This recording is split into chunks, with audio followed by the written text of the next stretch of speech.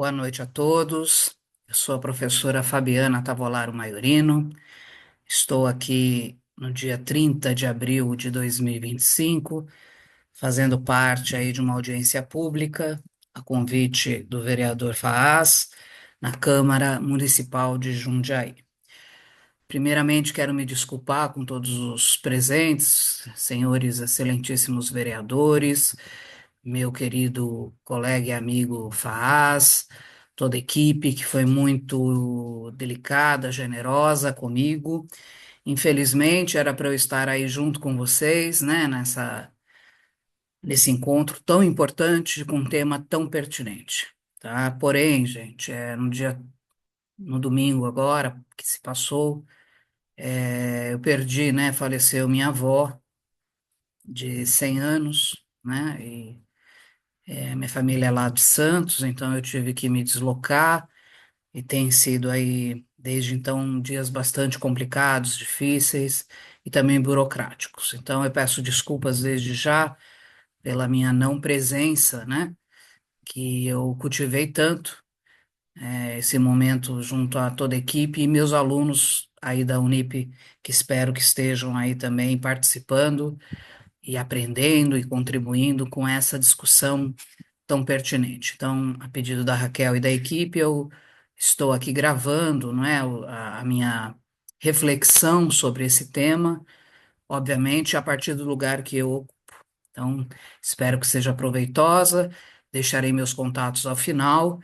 Se precisarem, quiserem, eu faço, qualquer um de vocês, estou à inteira disposição de Jundiaí. Vou compartilhar com vocês um material que eu construí, né, para ficar um pouco mais didático, não é, a minha fala e também de onde, em que perspectiva eu quero partir, não é? Porque nós temos também aí outras participantes que também vão trabalhar bastante, penso eu, com a questão da neuropsicologia, né? Temos uma pedagoga na mesa também. Então eu não vou focar tanto essa questão dos efeitos neuro psicopedagógicos, mas eu vou falar mais de um lugar de uma educadora e de alguém que está no lugar da psicologia, né? Então, portanto, da saúde mental. Fiz uma rápida, deixa eu aumentar aqui, fiz uma rápida apresentação, né, do meu currículo. Então, eu sou coordenadora do curso de psicologia da Unip de Jundiaí. Sou também coordenadora do CPA, né, que a gente oferece serviços de saúde mental à população. Sou docente, né, professora universitária da Universidade Paulista desde 2002. Venho de São Paulo, né, e há 7 anos estou aqui em Jundiaí. E sou doutora em educação, né, pela Universidade de São Paulo, tá? Eu pus um título para minha fala, apenas para eu poder me organizar, que seria O Mundo dela na Educação. Desafios e problematizações, né? Esse mundo dela é um termo que um teórico utiliza, e penso que então a minha fala vem nessa direção. Chegamos aqui o que eu estou chamando de itinerário de formação em uma aproximação temática, aquilo que eu dizia a vocês, quer dizer, de que lugar de fala, de lugar que eu parto para falar desse fenômeno, né? Então, sou psicóloga, educadora e pesquisadora. O meu mestrado e o meu doutorado estiveram sempre atravessando essa interface entre temas com o contemporâneo, a subjetividade humana, né?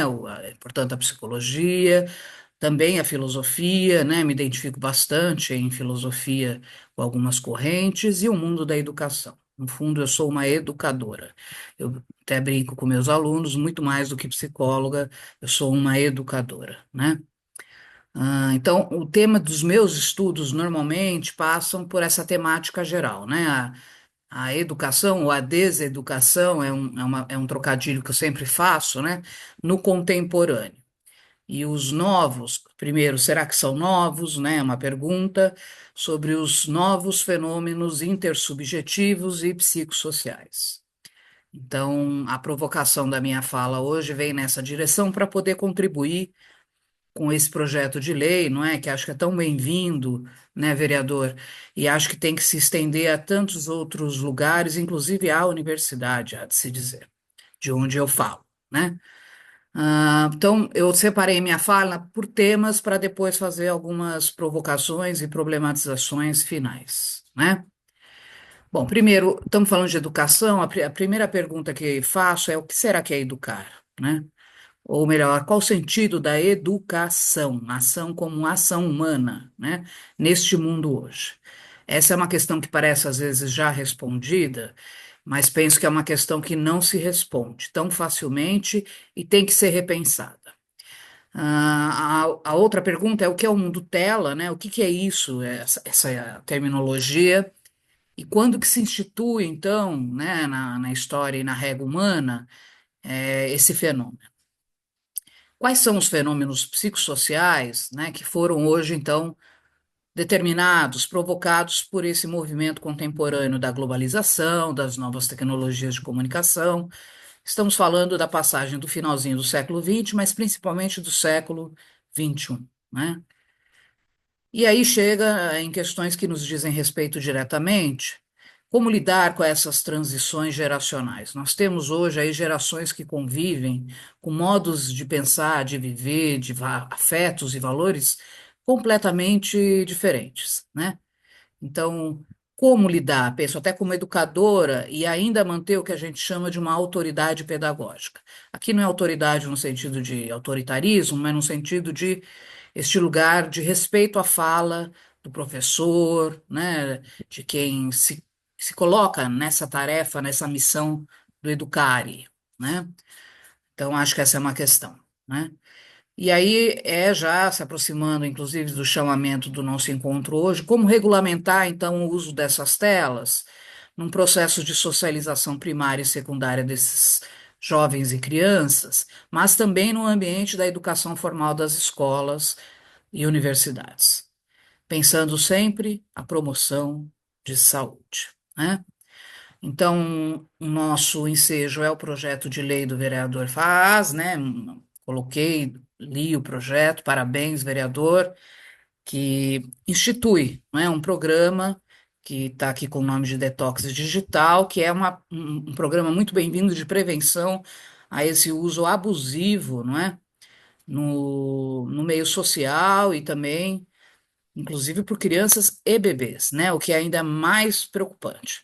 Então, empobrecendo, precarizando, eu aí, né, vou fazer uma tradução aí do termo em inglês, precarizando, não é, os recursos cognitivos, os recursos motores, psicológicos, emocionais. Então, como reverter esse quadro sem também cair num discurso romântico, então todo mundo então voltaria ao tempo das cavernas, ninguém mais usa tecnologia. Não é isso que nós estamos defendendo, mas sim uma discussão muito franca, não é? E muito madura, nós que somos, né, e temos lugares de fala, de respeito, de autoridade, de formadores de opinião, né? Como pensar isso para que os nossos adolescentes, crianças, jovens, bebês não estejam passando e não, pelo que estarão e estão passando. Eu tenho aqui dados aterrorizadores, não só dos Estados Unidos, e acho que no Brasil às vezes até pior. Vou deixar aqui algumas leituras que têm gráficos, dados, né? A minha fala não vai muito nessa direção, mas acho importante saber que nós já temos é, uma, uma leitura bastante sistemática sobre isso, né? Começo então falando rapidamente o que é educar. Educar vem da palavra educare, né? Claramente vinculado com uma vocação humanista, desde o Renascimento, se a gente for falar historicamente, né?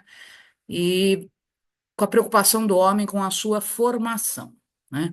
Se por um lado isso é muito bem-vindo, quer dizer, a gente tem uma sociedade que, inclusive, formalizou isso numa instituição chamada escola, né? Por um outro lado, isso trouxe alguns problemas, que é essas escolas, não é? É, formatarem de uma maneira quase que robótica mesmo, também um modo de pensar, um modo de viver, ou seja, a ideia de colocar em forma, né, numa forma fechada. A gente pensa que isso já está ultrapassado, mas eu penso que não, né? As escolas ainda estão procurando essa formatação. Então, a minha tentativa também é buscar, junto com vocês, outros sentidos para a educação. E acho que isso tem tudo a ver com a questão também do uso de celulares, telas, né? Nas escolas, no uso em família, no mundo público, e etc. Então, eu prefiro dizer, nós temos que cultivar, né, diferentes sentidos desse educar. A educação, ela se dá em laços sociais, a educação, ela se dá por meio do afeto, eu diria que primordialmente por meio do afeto, ela provoca transformações, né, em redes neurais, no corpo, no modo de sentir a vida, ela nos permite aprender coisas novas, porque nós temos esse grande hardware e software aqui que nos permite, mas também desaprender, né? Isso eu acho que talvez seja às vezes até mais interessante do que só aprender, né? Como a gente desaprende também. O educar é uma experienciação, estou pegando esse termo aqui do senhor Paulo Freire, ah, e deve provocar ao longo da vida, né, processos de sabedoria que não é só guardar e memorizar informações. E essa é uma questão no mundo atual que tem chamado muito a atenção. Parece que quanto mais informações você decora, você mais sábio é. E uma coisa não tem nada a ver com a outra, né? Acho que essa é uma geração que vem com esse desafio, né? Como buscar a informação para que ela se transforme com a experiência, ou como diria aí o Jorge La Roça, que é esse livro, Tremores da Experiência, como essa informação, ao ser internalizada e compartilhada, ela se transforma num tremor da experiência humana. Portanto, é preciso o encontro. Educar, né, não pode acontecer sem um encontro. E o encontro não é um encontro com o igual, não é um encontro que o algoritmo, né, hoje nos proporciona. É o encontro com a vida, com o inesperado. É o encontro que envolve riscos, né?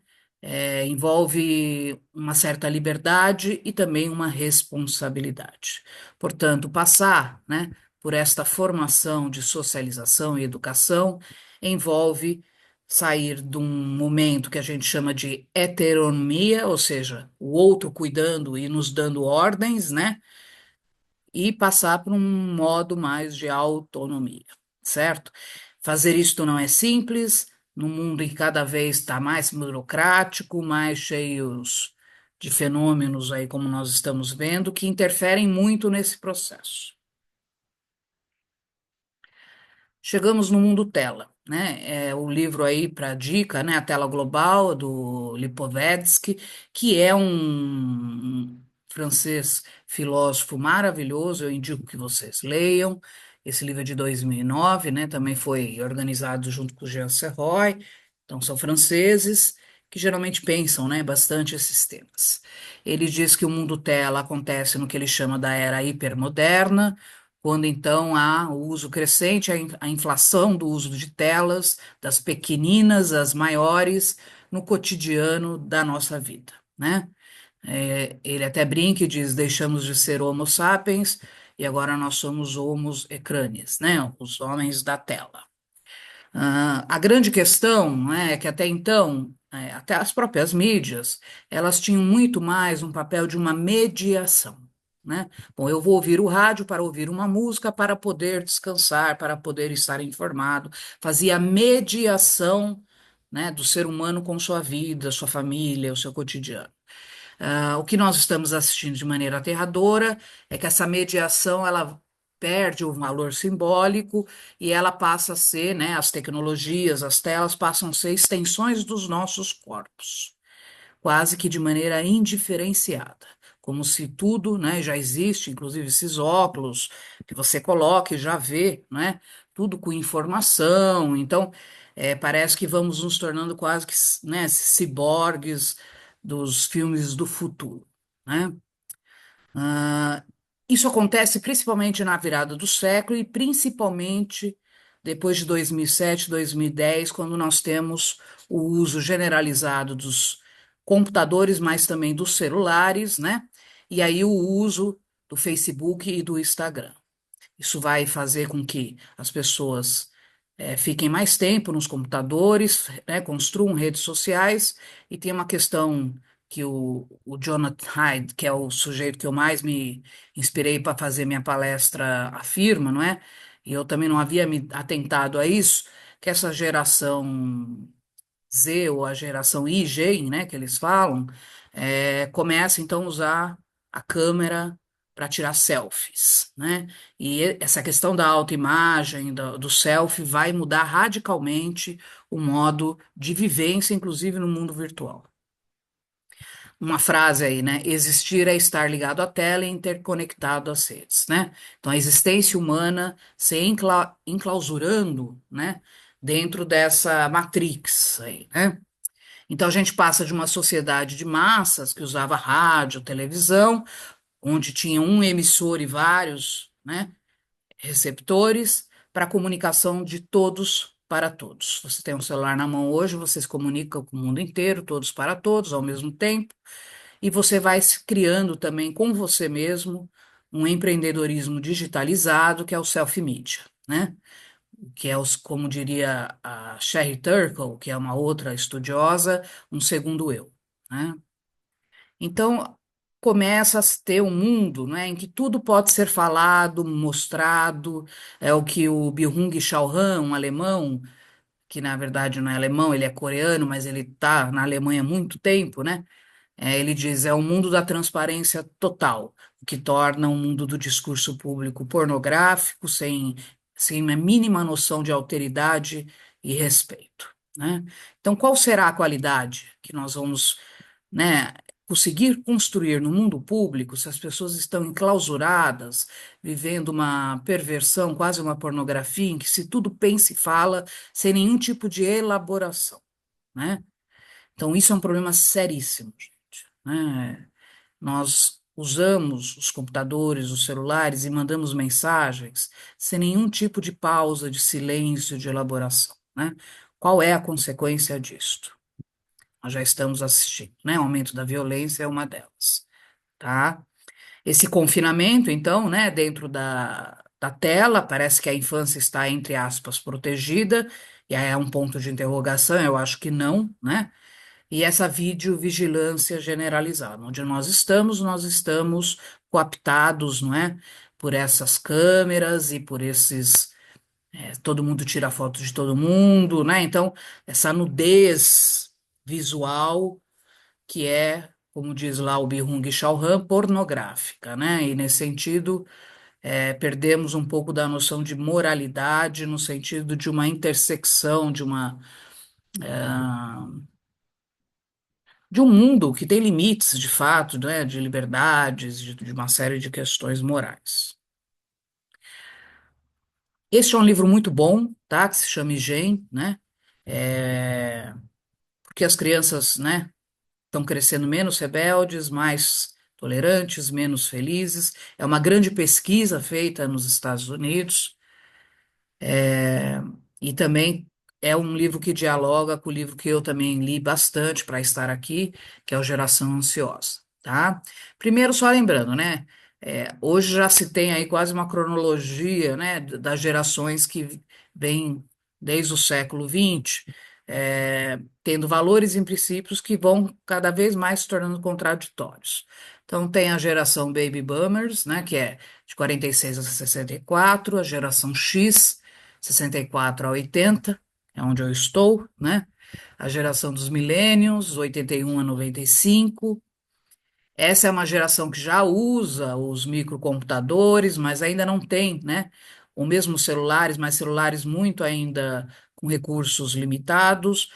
E aí sim, na geração Z, né, 1966 para 2010, e geração Alpha, que seria essa geração mais atual, esses estão completamente, né, com a sua vida misturada aí com a tecnologia do equipamento móvel, né? Então, os celulares passam a ser microcomputadores potentíssimos que fazem tudo. É impressionante, né? Então, nós temos aí um problema intergeracional. Começa aí já uma questão, não é? E acho que essa é uma questão para talvez um outro encontro discutirmos, porque, na verdade, quem educa a geração Z e alfa vem da geração X, então como é que vem e consegue dialogar com todos esses fenômenos, né? Como esses contextos novos, né, da globalização, a visão de uma nova aldeia global, né, a expansão da banda larga, a chegada do iPhone foi algo muito marcante, em todos os livros isso é citado em 2007, porque é com o iPhone que se começa a criar essa cultura do selfie, das fotos, não é? E também o Facebook e o Instagram pós 2010. Então, a era dos selfies, né? E aí tem tudo a ver com a questão da autoimagem corporal, esses problemas que nós temos tido, é, somente, também muito mais predominante no mundo feminino, mas essa questão da estética, né? De você aparecer nas fotos e com milhões de filtros, né? Quase irreconhecível. Aqui está o livro que eu me baseei bastante para conversar com vocês hoje. Eu indico que leiam, tá, gente? É o Jonathan Haidt. Ele é um psicólogo social da escola norte-americana, mas assim, o livro dele foi muito bem escrito, tem muitos gráficos, muitos dados que provam as teses dele. Eu não trouxe, porque acho que é uma conversa inicial hoje, mas depois, se vocês quiserem, o vereador quiser, eu passo isso para vocês, não é? Eu fiz um resumo, bem resumido aqui, né? Ah, então, essa geração, né, engenho, a geração Z, eles vivem no que ele chama do portal do bolso, né? Onde todo momento a pessoa está preocupada com esse gerenciamento do seu perfil, de como ela se mostra ao mundo, né? Nesse universo, entre aspas, paralelo, que nem é mais paralelo, é um mundo que parece que é mais real do que o mundo que nós, da geração X, chamávamos de mundo real, né? Com isso, houve uma reconfiguração da infância e da adolescência, né? Hoje há estudos, ele tem gráficos que mostram que esse adolescente, essa criança, ela sai muito menos de casa, né? Ela tem uma infância muito protegida, inclusive pelos pais, né, em grandes metrópoles, inclusive pela violência, né? Então são crianças que estão muito menos expostas ao ar livre, às brincadeiras, ao encontro com outros coleguinhas, né? Então isso realmente faz uma diferença brutal no processo de amadurecimento, socialização, né? E aí ele diz, há duas consequências ao mesmo tempo. Uma superproteção do mundo real, ou seja, o mundo real é um lugar perigoso de se viver, né? Então, evite-se deixar crianças sozinhas nas ruas, brincando, como era no meu tempo, né? Quer dizer, é, e o que caracteriza esse mundo real? É o mundo dos corpos vivos que se encontram, é o mundo do aqui e agora, do síncrono, né? É um mundo que se comunica, cheio de ruídos, né? De brigas, conflitos, é onde nós temos que lidar com os diferentes, com a diferença o tempo todo, né? Então, isso seria, né, o mundo que ele está chamando de real. E uma superproteção dentro do mundo virtual. Então, os pais têm uma ilusão que a criança está no celular, está dentro de casa, então ela está protegida, né? Como é esse mundo virtual, né? Não há corporificação, né? Porque esse negócio do avatar, você escolhe os seus avatares. Não necessariamente é sincrono, né? Quer dizer, não tem a sincronicidade. Você pode postar uma mensagem para, né, e ficar lá por dias, e você manda um e-mail também, você não precisa ter a resposta ao mesmo tempo. Tem, né, modo o WhatsApp pode ser sincrônico, mas, de novo, né, é um outro tipo de sincronicidade aí, né? Múltiplas interações, então você está no WhatsApp conversando com milhões de pessoas ao mesmo tempo, e do ponto de vista até neurológico, não é? São interações bastante superficiais, muito fáceis de conexão e desconexão, né? E, portanto, a formação de comunidades mais frágeis e que mudam a todo momento. Então, esse é um problema sério, né? Temos a questão do algoritmo, uma sugestão aí para um encontro futuro seria talvez discutir a questão da inteligência artificial, que acho que tem tudo a ver com isso também, né? E aí uma pergunta que o Jonathan Haidt faz no livro dele, né? Será que então essa geração não poderia ter maior abertura, né? Já que ele vive nesse mundo de comunidades mutantes, para argumentar, falar, né? Inclusive sobre seus sentimentos, sofrimentos, o que nós vamos ver é que isso não está acontecendo, né? Então é uma provocação.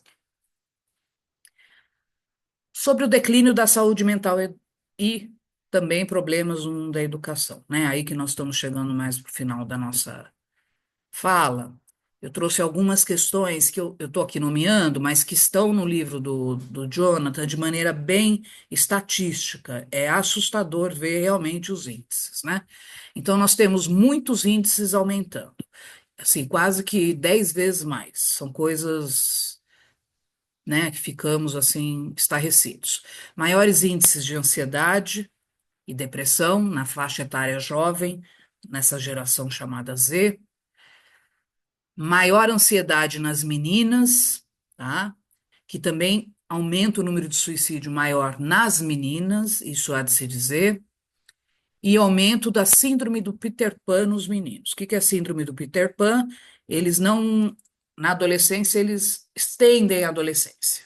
E aí você vê esses adolescentes de 40 anos morando ainda na casa dos pais, né? Quer dizer, não conseguem alcançar aquela fase da autonomia que nós nos referimos, né?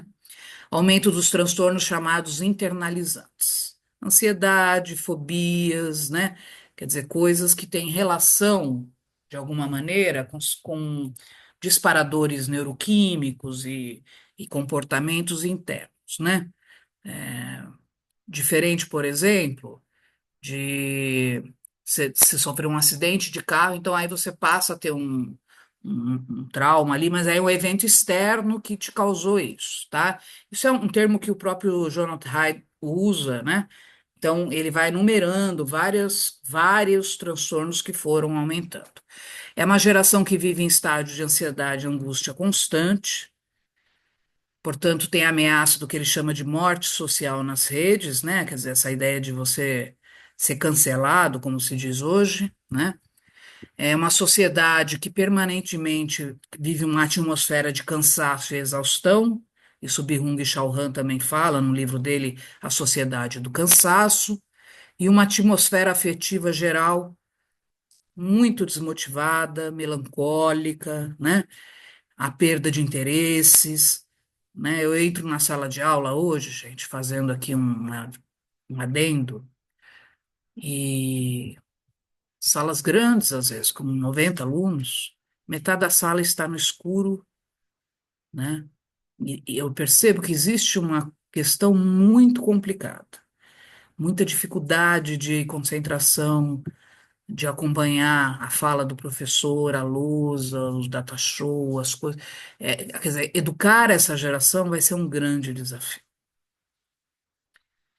E estados de confusão mental, que é isso que eu estava falando, né? Muitos transtornos de dislexia, TDAH, então não conseguem filtrar e organizar as informações, né? Então precisaremos, no mundo da educação, revolucionar todos os âmbitos possíveis, né? E aí uma frase que ele tirou de um adolescente que deu né, uma entrevista. Ele pergunta, né, como é estar na rede. Ele diz, estamos sempre em todo lugar e em outro lugar, né? Ao mesmo tempo, isso parece muito convidativo e muito persuasivo, mas isso, né, tem o reverso que é, então, se você está em todo lugar, você não está em lugar nenhum. Como é que fica, do ponto de vista psicossocial, o sentimento de pertencimento desses jovens? Então, quero primeiro parabenizar, né, a Câmara Municipal de Jundiaí por estar trazendo, né, ao vereador Faas, que muito pertinentemente traz esse projeto de lei, me coloca à inteira disposição e vou fechando a minha fala, trazendo então essas problematizações. É preciso, o que fazer então, né? É preciso, sim, regulamentar e criar leis para que a gente reverta, né, a hegemonia desse uso do mundo tela. Quando eu falo hegemonia, eu não estou dizendo para ninguém mais usar celular, não é isso. Mas é que virou um único modo possível de vida, de comunicação, de valoração social. Então, como reverter este quadro? Essa é a primeira pergunta, né? E no livro do Jonathan, ele vai dando algumas ideias, né? Então, incentivar e voltar a dar às crianças, em algum lugar, né? o espaço do brincar livre sem a supervisão de adultos, né? O brincar livre, acho que talvez as psicopedagogas falem até melhor do que eu, ele traz inúmeros acertos e vivências, né? Até mesmo quando a criança cai, por exemplo, do balança lá, faz parte da vida se machucar, levantar, chorar, né? Pedir ajuda. E quando a gente não tem isso, né? Começa a se ter uma criação, uma constituição de um ser humano, não é? Primeiro que se torna muito ilhado, né? Muito. Rubem Alves tinha uma expressão, é um porco-espinho, né? A gente está criando uma geração meio que esquizoide, né?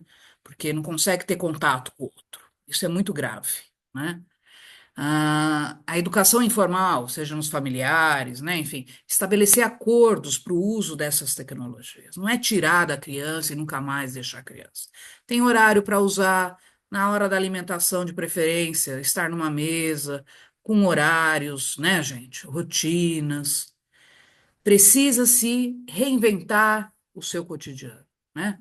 A criação de outras mães ambientes e de maternagem, ou seja, a escola é um ambiente de maternagem, de certa forma. Como é que a escola vai lidar com isso? Como as igrejas, as praças públicas, como é que nós vamos conseguir, não é? Não perder também os benefícios que a tecnologia nos traz, mas também promover um ambiente de maternagem mais cuidadoso, mais dialógico e mais afetivo, né? Tem que ter um controle etário para o uso dos celulares, gente. Lá nos Estados Unidos tem projetos de lei que dizem que até os 14 anos as crianças não deveriam ter celular de modo nenhum. A partir dos 14, usar aqueles celulares mais básicos, que não tem câmera, vídeo, né? E dos 16, 17 em diante, usar o celular com acordos com a escola, com a família, né? E supervisões. O pai, né? Quer dizer, os pais, as mães, quem faz esse papel de maternagem, né, tem que acompanhar o filho e tem que simplesmente supervisionar mesmo, né? Se caiu na minha geração, foi criada mais rigidamente. Eu acho que a minha geração foi criar seus filhos meio que traumatizada com isso de uma maneira muito liberta e virou uma questão também muito confusa, né? Os pais de hoje estão perdidos e confusos. Até onde eu posso dizer não, não deve, não pode, né? Como são feitos esses acordos, né? Então, diálogos mais francos. Essas crianças têm que estar no mundo público, né? A escola é mundo público, a rua, as praças, né, gente? Levem seus filhos aos parques, a céu aberto, né? Façam reuniões em casa com familiares, pessoas diferentes, né? É, somos nós que estamos construindo a sociedade, né? Então, acho que é função de cada um de nós ter bastante cuidado nesse momento, né? E estar junto com as escolas para também ensinar essas crianças a usar os celulares, a buscar informação, porque informação não é sabedoria. Então, também saber buscar a informação é muito importante, né? E as escolas, acho que sim, né? E aí fica a minha dica, que eu falo desse lugar. Não falo só da escola básica, eu acho que a universidade vai ter que tomar atitudes, né? Evitar o uso de celulares em sala de aula, fazer com que as crianças voltem a escrever no caderno um pouco. As crianças estão perdendo a motricidade do dedo polegar, há estudos mostrando isso, esse movimento de pensamento, né? Que é um movimento que nos fez humanos na pré-história humana. Então a gente precisa levar essa discussão para dentro da escola, fazer acordos, os alunos têm que participar desses acordos. Não pode ser algo simplesmente imposto. As leis, como nós estamos discutindo, são importantíssimas, mas elas têm que ser dialogadas com a sociedade, como nós estamos fazendo, né? Por isso que eu falei para os meus alunos, estejam lá, participem, né? Porque somos nós que temos em diálogo que decidir do melhor modo para todos, né? O uso e, né, a reversão desse cenário.